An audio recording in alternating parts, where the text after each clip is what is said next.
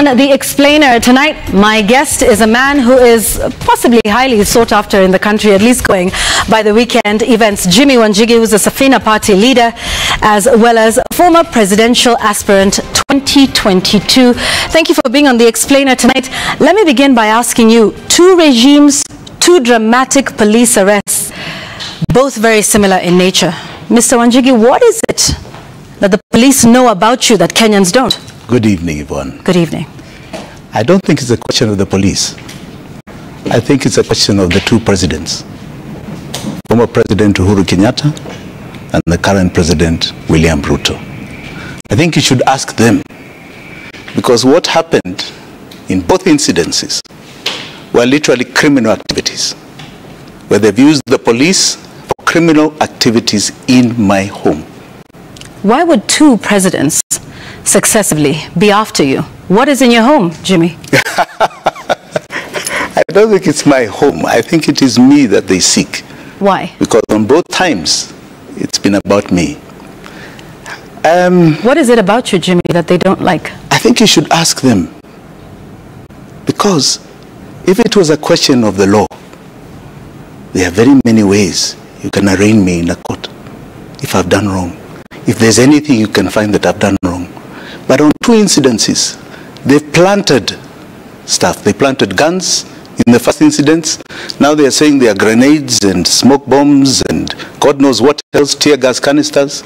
Here we are with two regimes creating criminalities to get me. This is them who fear me. You should ask them why they fear me. This has never happened to anybody else in this country under those regimes.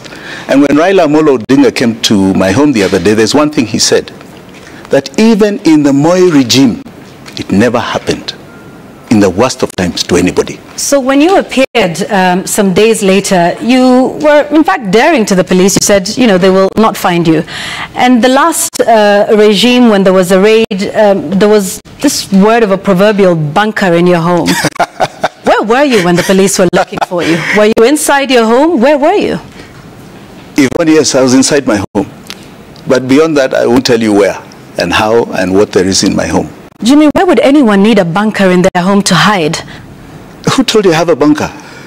So where were you in your home? Why should I tell you? Because if I tell you, I'm telling them. And I will not tell them.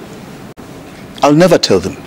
So you were just watching them as they were walking into your house? Yes.